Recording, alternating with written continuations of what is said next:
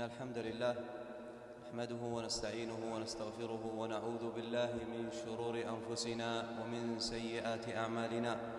من يهده الله فلا مضل له ومن يضلل فلا هادي له، وأشهد أن لا إله إلا الله وحده لا شريك له، وأشهد أن محمدًا عبده ورسوله صلى الله عليه وعلى آله وأصحابه والتابعين لهم بإحسان إلى يوم الدين، وسلم تسليمًا كثيرا.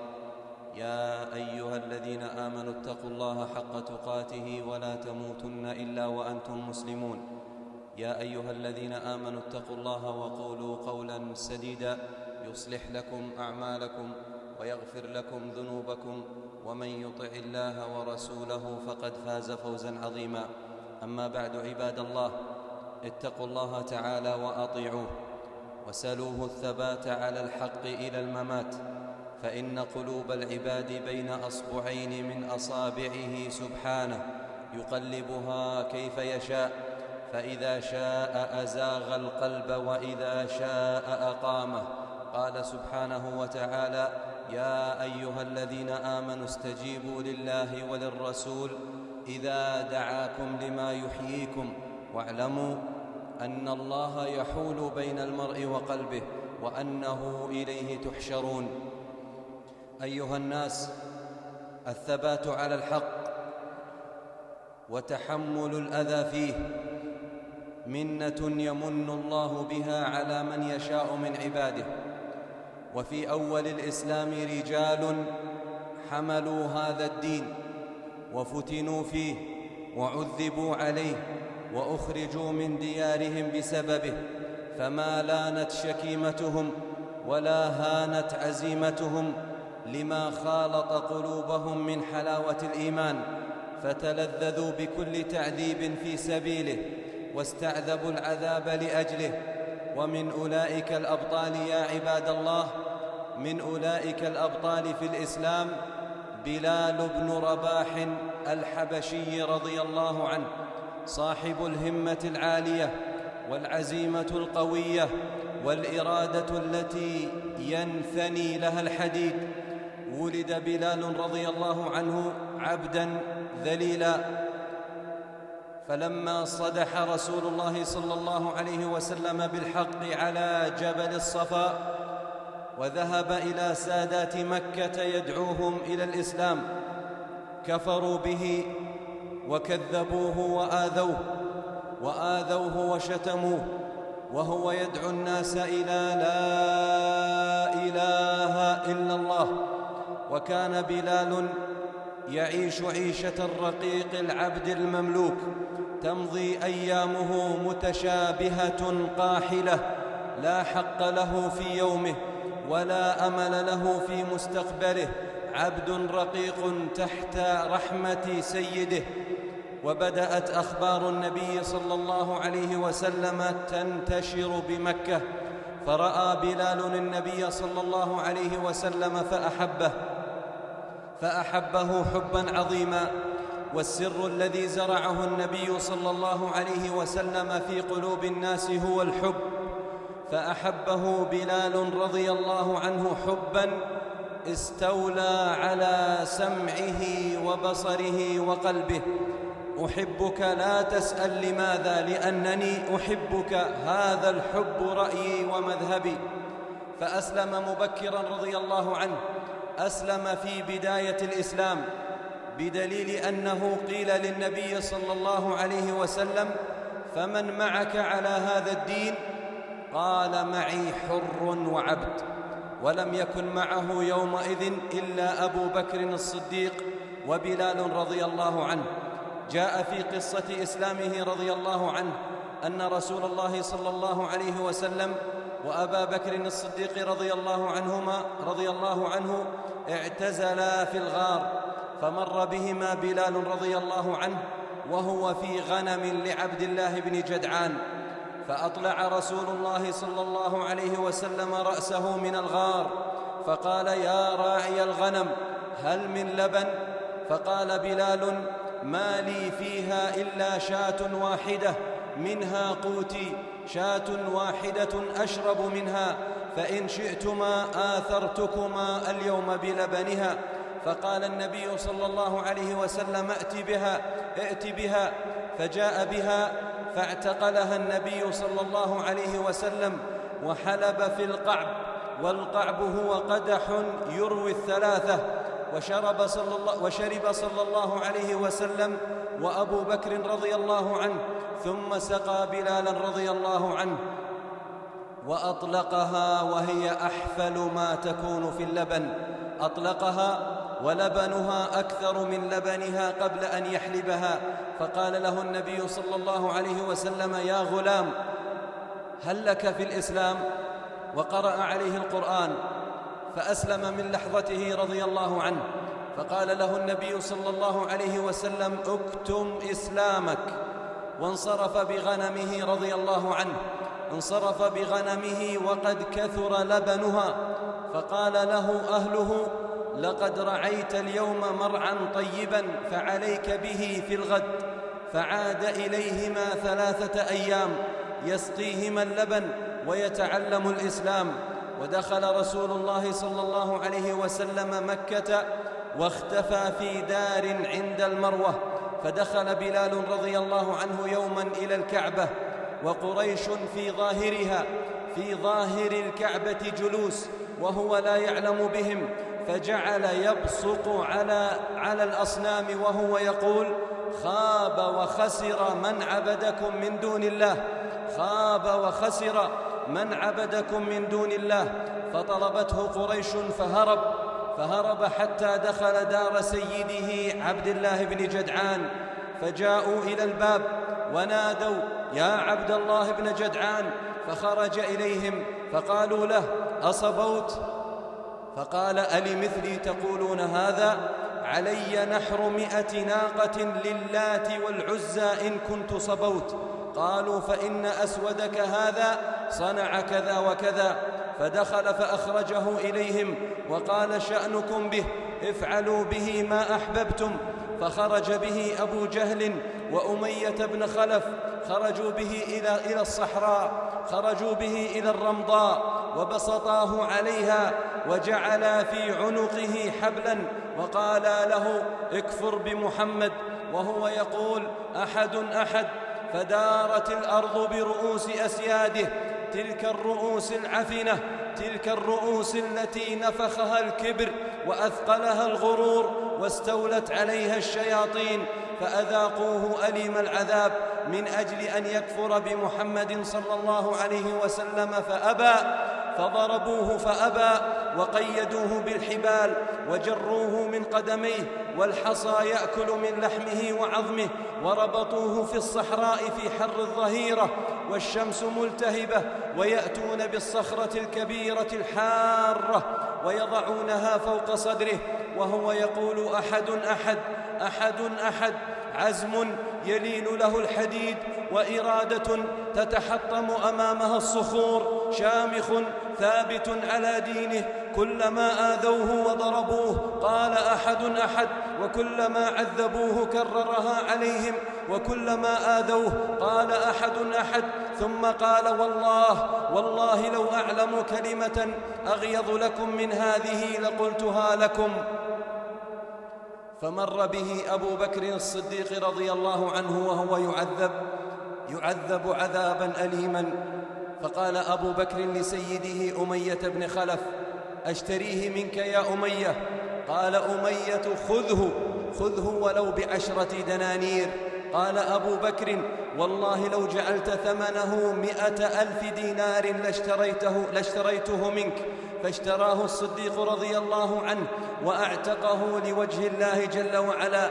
ومما جاء في تعذيبه رضي الله عنه ما رواه ابن مسعود رضي الله عنه قال: إن أول من أظهر إسلامه 7. إن أول من أظهر إسلامه 7 رسول الله صلى الله عليه وسلم، فمنعه الله بعمه أبي طالب. وأما أبو بكر فمنعه الله بقومه، وأما سائرهم فأخذهم المشركون فعذبوهم عذابا أليما. فما من أحد منهم إلا قد آتاهم كل ما أرادوا منه إلا بلال بن رباح رضي الله عنه، فإنه هانت عليه نفسه في الله عز وجل، فإنه هانت عليه نفسه في الله عز وجل فعذبوه في شعاب مكة. وقال عمرو بن العاص رضي الله عنه: مررت ببلال وهو يعذب في الرمضاء ولو أن قطعة لحم وضعت على الرمضاء لنضجت، ولو أن قطعة لحم وضعت على الرمضاء لنضجت، وهو يقول لهم: أنا كافر باللات والعزى.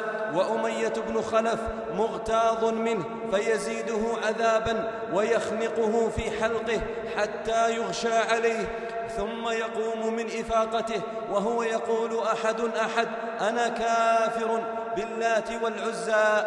فلما اعتقه أبو بكر رضي الله عنه ذهب به إلى رسول الله صلى الله عليه وسلم، ذهب به هزيلا ممزق الثياب يتساقط دمه ولحمه من شدة التعذيب، فأنزل الله عليه قوله تعالى: وسيجنبها الأتقى الذي يؤتي ماله يتزكى وما لأحد عنده من نعمة تجزى إلا ابتغاء وجه ربه الأعلى. أي أن أبا بكر رضي الله عنه اعتقه وهو لا يرجو منه شيء، وهو عبد ضعيف ذليل. ولهذا كان عمر رضي الله عنه يقول بعد ذلك: أبو بكر سيدنا وأعتق سيدنا، يعني بلالا رضي الله عنهم أجمعين. فاللهم ارض عن بلال بن رباح واجمعنا به في جنات النعيم مع نبينا محمد صلى الله عليه وسلم وسائر من أنعمت عليهم من النبيين والصديقين والشهداء والصالحين، وحسن أولئك رفيقا. أقول قولي هذا وأستغفر الله سبحانه لي ولكم ولكافة المسلمين من كل ذنب وخطيئة، فاستغفروه إنه هو الغفور الرحيم.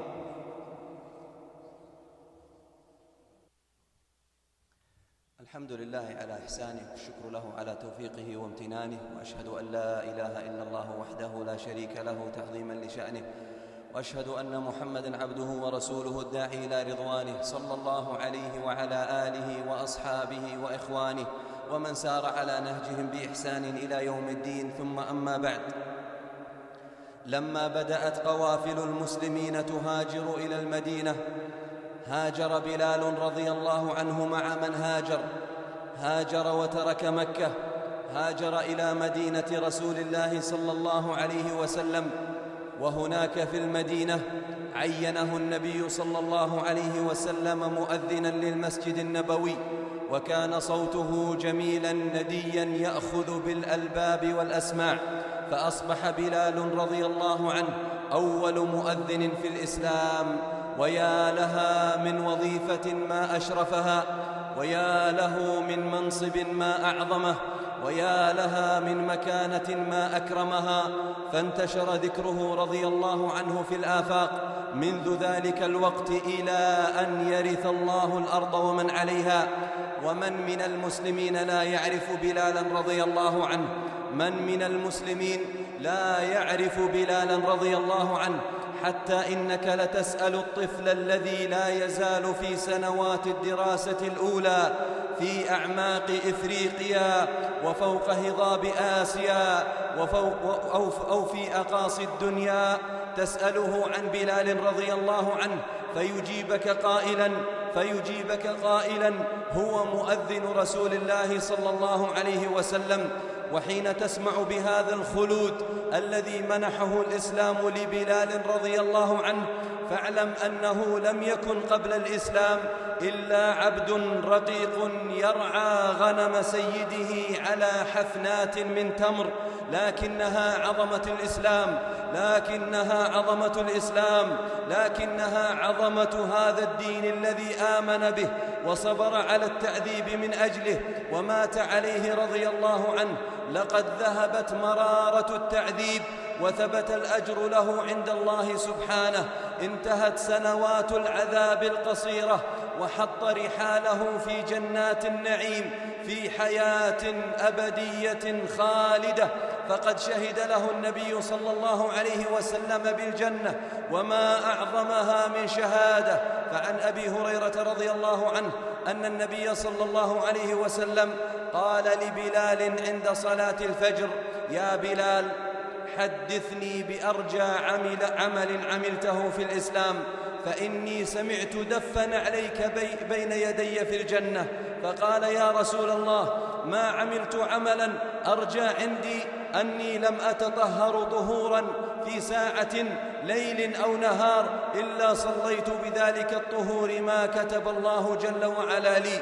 أيها المسلمون عباد الله، من سيرة هذا البطل الجبل الشامخ، من سيرة بلال رضي الله عنه وثباته، نتعلم الثبات على الحق، الثبات على الدين، الثبات على السنة مهما واجهتنا من ضغوطات ومهما قابلتنا من صعوبات.